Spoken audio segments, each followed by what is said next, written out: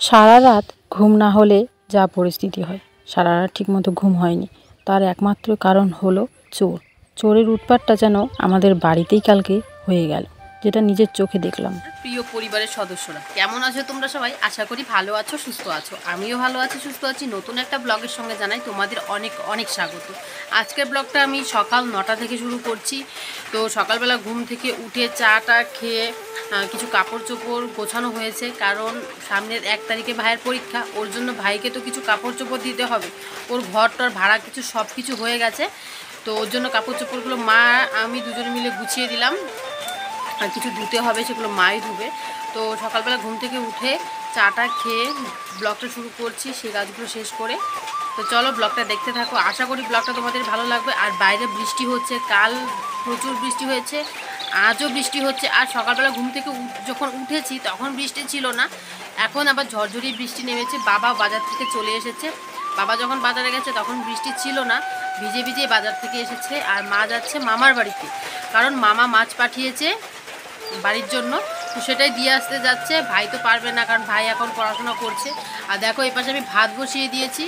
তো ভাতটা হতে হতে চলো তোমাদের দেখাই বাবা বাজার কি এনেছে। বৃষ্টিতে ভিজে ভিজে কি বাজার করে আনলো বাবা। এই দেখো বন্ধুরা, বাবা মাছ এনেছে। কি মাছ দেখো, এগুলো শিং মাছ, ট্যাংরা মাছ, ছোট ছোট পুঁটি, বড় বড়ও আছে। তো অনেক রকমের মাছ নিয়ে এসেছে। শিং মাছটা অনেক উপকারী, কারণ এমনিতেই আমাদের বাড়িতে রোগ টোগ একটু বেশি আছে, যেমন মার ব্যথা বেদনা। তারপর আগে যে আমরা শিং মাছটা খুবই খেতাম, যখন বাবার অ্যাক্সিডেন্ট হয়েছিল তখন আমাদের বাড়িতে প্রায় সময়ই শিং মাছ, পাঠার টেংরি ওসব থাকতো। এখন শিং মাছটা কম হয়, কিন্তু বাবা দেখো আজকে আবার শিং মাছ এনেছে। শিং মাছগুলো দেখো কি সুন্দর, বেশ বড় বড়। আর শিং মাছের গালা যে একবার খেয়েছে সে শিং মাছ কোনোদিনই ধরবে না। আমিও শিং মাছের গালা খেয়েছি, তো এর জন্য এখন কিন্তু শিং মাছ ধরতে ভীষণ ভয় করে। অনেক দিন পর্যন্ত এই ব্যথাটা থাকে, মানে 3-4 দিন পর্যন্ত হাতের টনটনটাই কমে না। আর তার সাথে এনেছি দেখো এই যে ট্যাংরা মাছ, কারণ দেখো আমাদের তো আর বাজারে ছাড়া উপায় নেই মাছ আনার। তো তোমাদেরকে কালকে দেখালাম যে পাশাপাশি কত মানুষ মাছ মারছে, কিন্তু আমাদের তো কেউ পারবে না, তাই আমাদের এভাবে কিনেই মাছ আনে। তো এই যে এখানে মাছ এনেছে, আর কি কি এনেছে চলো এই ব্যাগটাতে দেখে নিই। ব্যাগটা মা এখানে রেখে গেল, দেখা যাক এই ব্যাগের ভেতরে আর কি কি আছে। সবজিপাতি বলতে ব্যাগের ভেতরে আছে বেগুন, আর এটা কি দেখে নেই আমি, যতদূর সম্ভব কলের ওয়াশার। ওই যে কলের ওয়াশার, কারণ আমাদের কলটা নষ্ট হয়ে গেছে, ওর জন্য একটা কলের ওয়াশার নিয়ে এসেছে। এই দেখো ভেতরে।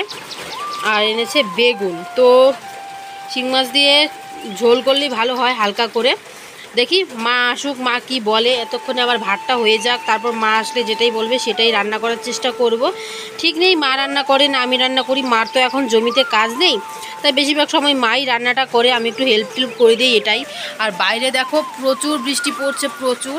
আর ওই বাড়িতে মানে ওই ঘরে জেঠি বোন ওরা কেউ বাড়িতে নেই, কারণ ওরা গেছে মামার বাড়িতে, মানে জেঠির বাপের বাড়িতে গেছে, ওখানে বার্থডে নেমন্তন্ন আছে। আমার জেঠির বাপের বাড়ি কিন্তু আমাদের বাড়ি থেকে বেশি দূরত্ব নয়, কাছেই। তো সেখানেই গেছে কালকে, আজকে হয়তো আসবে না, কবে আসে বলতে পারি না। আর যেখানে গেছে সেটা হচ্ছে নদীর পাড়ে। বোনকে বারবার করে ফোন করে বলছি যে নদীর পাড়ে গেলে, মানে ওরা যদি নদীর পাড়ে যায় তবুও যেন নদীর ওই সাইডটাতে যায় না। ছোট মানুষ তো বোঝে না, সাঁতার কিছু পারে না। আমি আর আমার ভাই এখনোই সাঁতার পারি না, ওরা কি পারবে। তো ওর জন্য সাবধান করে দেওয়া হয়েছে, আবার ওদেরকে ফোন করে সাবধান করে দেব, কারণ বলা যায় না কার কখন কপালে কি আছে, তাই না। তো ওকে সাবধান করে দিতে হবে। আর এই দেখো বাইরে প্রচুর পরিমাণ বৃষ্টি। মা সাইকেল নিয়ে চলে গেছে মামার বাড়ি, আর দেখো বাবা ভিজে টিজে এসে এখানে বসে আছে। তো চলো আমার ভাতটা প্রায় হয়ে এসেছে, হাঁড়িটা ভালো করে ছাই দিয়ে মুছে দেই, তারপর ভাতটা নামিয়ে ফেলি। সকালবেলা কিন্তু ভাত বসিয়ে দিয়েছি। তো ভাবছি যে রান্না করতে করতে যখন আমি কাঠের কোনো জিনিস দিয়ে রান্না করি, তখন দেখবে কি যে এইদিকে কালিটা একটু বেশি হয়, মানে কাঠের জিনিসে রান্না করলে কালিটা একটু বেশি হয়, আর বাঁশ দিয়ে রান্না করলে কিন্তু কালিটা অত হয় না।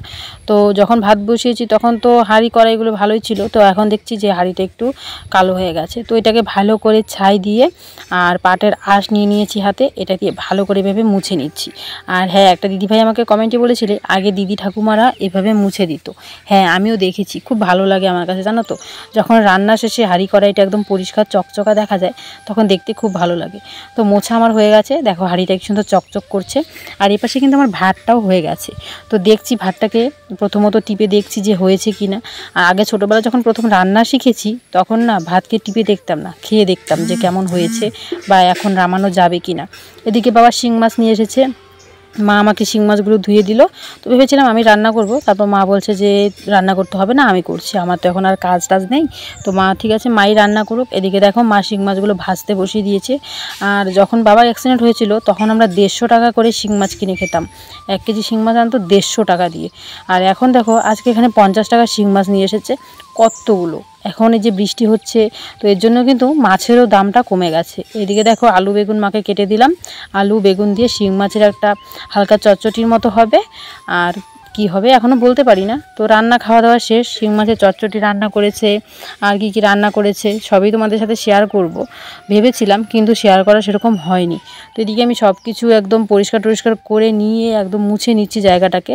সকালবেলা চা খাওয়ার পর এখানে হালকা হালকা যখন একটু চায়ের ফোঁটা পড়ে দেখতে ভীষণ খারাপ লাগে জানো তো, নিজেরই একটা কেমন জানি লাগতে থাকে। আর অন্য কেউ এলে তো দেখলে বলবে যে বাড়িঘর কি নোংরা হিসাবে থাকে।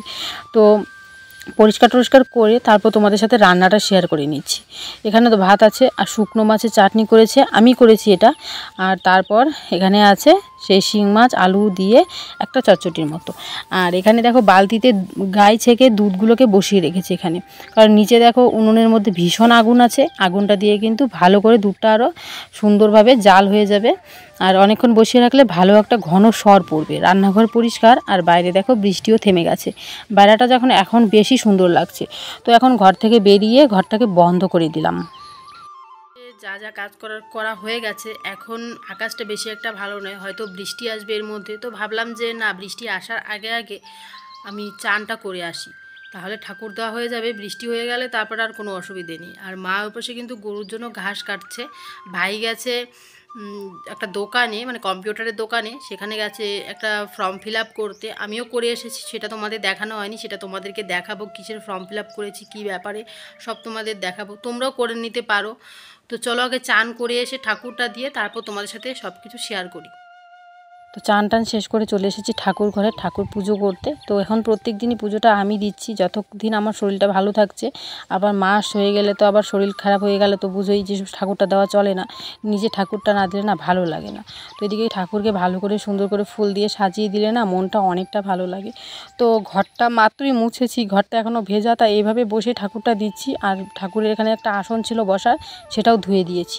বর্ষাকালে না একটু কেমন যেন গন্ধ গন্ধ হয়ে যায়, সেটা ধুয়ে তারপর এখন ঠাকুরটা দিয়ে নিচ্ছি, এভাবেই বসে দিচ্ছি। তো আজকে প্রসাদ হিসাবে ঠাকুরকে চিনি দেব, আর অন্য প্রসাদ ঘরে নেই। ভাবছিলাম নকুলদানা আনবো, কিন্তু নকুলদানাটা আনা হয়নি। তো ঠাকুরকে প্রসাদ দিয়ে সুন্দরভাবে সাজিয়ে দিয়ে প্রথমত কিন্তু ঠাকুরটাকে সুন্দরভাবে ধুয়ে নিয়েছি, প্রণাম করে নিলাম। ঠাকুর দেওয়া দিকে কমপ্লিট। ঘুমিয়ে পড়েছিলাম, গভীর রাত, এখন প্রায় 2-2:30 এরকম বাজে। তো এখন ঘরে লাইট জ্বালানো, তোমরা অনেকেই ভাবছো যে কেন এত রাত্রে লাইট জ্বালানো। কিছুক্ষণ আগে আমাদের রান্নাঘরে একটা শব্দ হলো, একটা দরজা ধাক্কানোর শব্দ হলো। তো মা বাবা গেছে বাইরে, আমি ভীষণ ভয় লাগছে আমার আর ভাইয়ের। ভাই তো ওই বিছানায় চুপচাপ শুয়ে আছে, আমি ওই দিক শুয়ে থাকতে পারছি না, মানে চোখগুলো লেগে যাচ্ছে কিন্তু ঘুমোতে পারছি না, বারবার দেখো চোখ লেগে যাচ্ছে। তো ভাবলাম যে চোরের যখন উৎপাত একটা বেড়েই গেছে তোমাদের সাথে একটু শেয়ার করি। তোমরা হয়তো অনেকেই ভাববে যে এটা সত্যি ঘটনা না। মা বাবা বাইরে একটু দেখতে গেছে যে কারা এসেছে, আর ওই বাড়ির লোককেও ডাকতে গেছে। রান্নাঘরে 3বার ধাক্কা দিল একটা মানুষ এসে, মানুষটাকে ঠিকমতো আমরা দেখতে পেরেছি, আমি একটু বেরিয়েছিলাম। তারপর থেকে ভীষণ ভয় লাগছে, তাই তাড়াতাড়ি ঘরে এসে চুপচাপ শুয়ে পড়েছি। বন্ধুরা অনেকক্ষণ পর তোমাদের সামনে চলে এলাম। তোমরা আজকের আমার পরিস্থিতি বা আমার এই জায়গার পরিস্থিতি দেখে বুঝতে পারছো যে কি হয়েছে। কালকে রাতে সবাই ওই পাশে, মানে আমাদের বাড়ি থেকে প্রায় 2 কিলোমিটার সাইডে পাহারা দিচ্ছিল। তো ওই দিকে সব পাহারা দিচ্ছিল। তো পাহারা দেওয়াতে ওই দিকে কিন্তু কোনো চোরের উৎপাত হয়নি। এটা কি করছে কিছু বুঝতে পারছি না। আমার মনে হয় এটা কোনো জানাশোনা লোকের মধ্যে এরকম হচ্ছে, কারণ আমাদের বাড়িতে কোথায় কি আছে না আছে সেটা তো আর অন্য কেউ জানবে না, দূর থেকে কেউ এসে তো জানবে না। না, আমাদের ঘরে কোন জায়গাটা কী থাকে এটা সব কিছু কিন্তু যেই মানুষের সাথে আমাদের বেশি আসা যাওয়া হয়, যারা মনে করো একটু নিজস্ব না হলেও একটু থাকে না সেরকম, তো ওই লোকগুলোই কিন্তু এরকম করছে মনে হয়, কারণ আমাদের বাড়িতে কোথায় কি আছে, কোথায় কি রাখা হয়, কোথায় ধান পাট কোথায় কি আছে কেউ তো জানে না। খালি যারা মনে করো আমাদের বাড়িতে একটু রেগুলার আসে, জানে, একটু ঘর টর ঢোকে, সেই মানুষগুলোই জানে, তাদের সাথে কেউ জানবে না না। কালকে যখন 2 কিলোমিটার ওই পাশে যখন পাহারা দেওয়া হচ্ছিল, সবাই ওই পাশে যখন পাহারা দিচ্ছিল, তখন আমাদের বাড়িতে একটা লোক এসেছে। পুরো আমরা সব লোকটাকে দেখেছি, কিন্তু লোকটাকে যখনই আমরা ধরতে যাব তখনই লোকটা এমনভাবেই এখান থেকে চলে গেছে, মানে মনে হয় একদম নিরুদ্দেশ হয়ে গেছে এই জায়গাতে। লোকটাকে আমরা ঠিকমতো মুখটা দেখতে পারিনি, একদম পোশাক আশাক কী পরেছে সব দেখেছি, মুখটা ঢাকা ছিল, মানে গামছা দিয়ে বাঁধা ছিল মুখটা। তো রাতের তখন প্রায় 2-2:30টার মতো বাজে। তোমাদেরকে সেই টাইমে আমি একটু ভিডিও করেছিলাম, কারণ সেই টাইমে মা বাবা সবাই ছিল বাইরে, আমি আর ভাই ঘরে ছিলাম। ভীষণ ভয় লাগছিল আর শরীরটা পুরো কাঁপছিল আমার এইসব খুব ভয় লাগে, চোর ডাকাত খুব ভয় লাগে। ছোটোবেলায় শুনতাম ডাকাত বেরোতো এটা ওটা, মা ওরা যখন ছোট ছিল তখন নাকি প্রচুর ডাকাত ছিল। এখন তো আর এইসব নেই। তো আর এখন দেখবে ভিখারিও কমে গেছে, ভিখারিও কিন্তু নেই, সব কিছু কিন্তু কমে যাচ্ছে। কিন্তু এই যে চোরের উৎপাতটা যখন দুর্গাপূজা আসে, তখন দুর্গাপূজার আগে আগে যেন চোরের উৎপাতটা বেড়ে যায়। তো কাল রাতে 2-2:30 বাজে, তখন 2 কি 2:30 ঠিকমতো ঘড়িটাও আমি দেখিনি। তো তখন হঠাৎ হালকা হালকা বৃষ্টি হচ্ছে বাইরে, হঠাৎ করে রান্নাঘরে একটা শব্দ হলো, একদম রান্নাঘরের দরজা ধাক্কা দেওয়ার মতো একটা শব্দ হলো।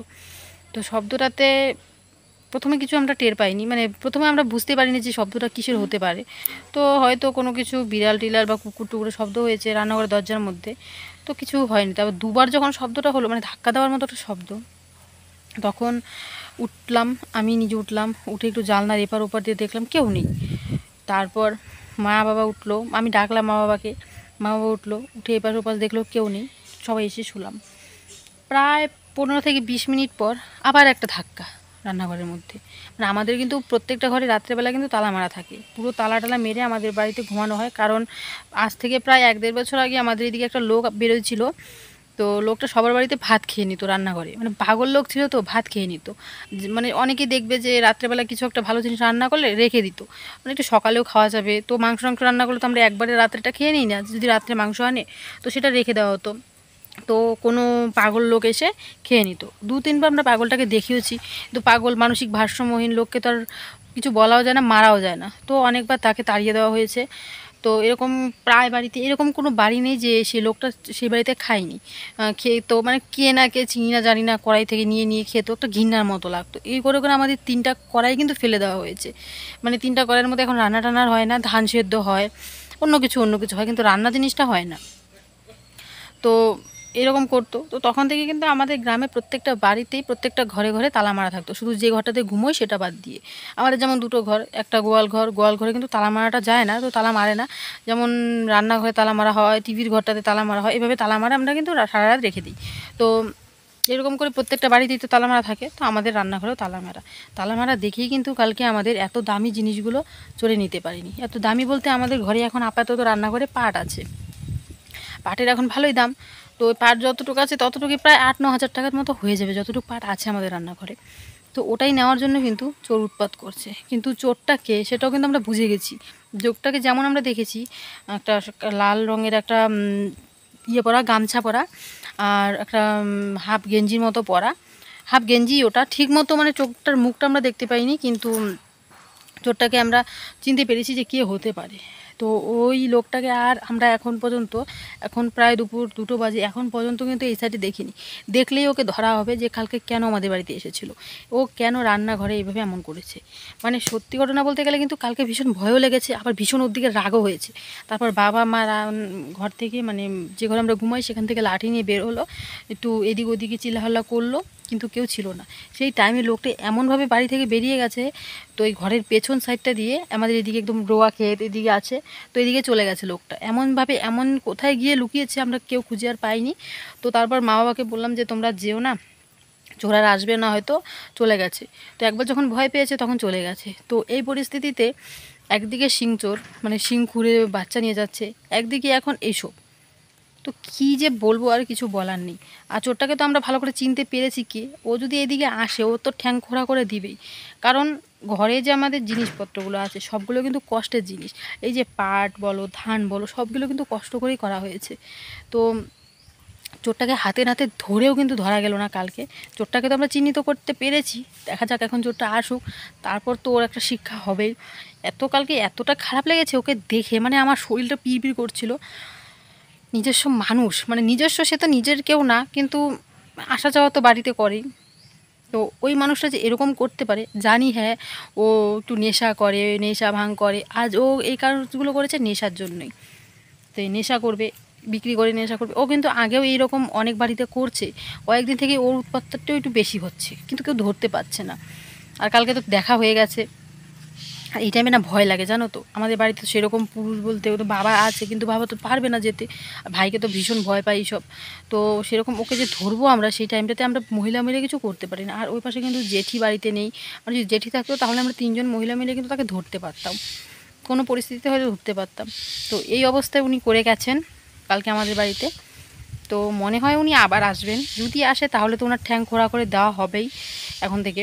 এমন পরিস্থিতি, সবসময় ঘরে লাঠি টাঠি লাগতেই হবে। কালকে ঘরে কোনো রকম লাঠি কাছে কিচ্ছু ছিল না, যদি থাকতো কালকে কিন্তু বের হয়ে একটা কিছু হতো, হয় সে মরতো না হলে আমরা মরতাম, এরকম অবস্থা। তো ভীষণ সাবধানে আছি, কিন্তু মানে এরকম চেনা জানার মধ্যে যে এরকম হচ্ছে সেটা আর বুঝতে পারিনি সত্যি। এখন মনে হচ্ছে শিং চোর যেগুলো বেরিয়েছে, তারা যে কারো বাড়ি এসে শিং খুঁড়ছে, তো কারো বাড়ি থেকে বাচ্চা বের করছে, তাদেরও কিন্তু এদের সাথে হাত আছে। কারণ একটা বাড়িতে কোথায় কী আছে, বাড়িতে বাচ্চা আছে, কোন বাড়িতে কোথায় ঘুমোচ্ছে বাচ্চা, কেউ কিন্তু আমরা জানি না। যেমন আমাদের বাড়িতে আমরা, মানে আমাদের গ্রামের মধ্যে জানি কে কোন বিছানায় ঘুমায়, অতটুকু, মানে কয়েকটা বাড়ির মধ্যে আমরা জানি, এমন তো বেশি জানি না। তো এরকম কয়েকটা বাড়ির মধ্যেই কিন্তু আসল জিনিসটা লুকিয়ে আছে, মানে শস্যের মধ্যেই ভূত আছে বলে না, ওইরকম শস্যের মধ্যে কিন্তু ভূত আছে। তো দেখা যাক এখন আমাদের পরিস্থিতির কী হয়, আমরা কি এটার পদক্ষেপ নিই। আমি তো একা একা বলতে পারি না। তো এটা তোমাদের সাথে শেয়ার করলাম যে শস্যের মধ্যেই ভূতটা আছে, কোথায় কি হচ্ছে না হচ্ছে সবটা তোমাদের সাথে শেয়ার করলাম। কালকে আমাকে একজন কমেন্টে বলেছে নিজস্বর মধ্যেই কিছু একটা আছে, সে একদম ঠিক বলেছে কমেন্ট আমাকে, নিজস্বর মধ্যেই একজন দেখো বেরিয়ে গেল। তো চলো আজকে ভিডিওটা এখানেই রাখছি, সবাই ভালো থেকো, সুস্থ থেকো, আর একটু সাবধানে থেকো। আর হ্যাঁ, এরকম মাতাল লোককে কোনো দিন বাড়িতে আসতে দেওয়াই নেই, কিন্তু সে আমাদের একটু কাছের মতো ছিল দেখে তাকে বাড়িতে আসতে দেওয়া হতো। এখন তো আর কোনো দিন ওকে বাড়িতে আসতে দেওয়া হবে না, ওর পরিস্থিতিটা এখন এতটাই খারাপ হচ্ছে, এতটাই ও খারাপ কাজ করছে। তো চলো আজকের মতো এখানেই রাখছি, কালকে নতুন ভিডিও নিয়ে তাড়াতাড়ি চলে আসবো, ততক্ষণে হয়তো ভালো থেকো, সুস্থ থেকো।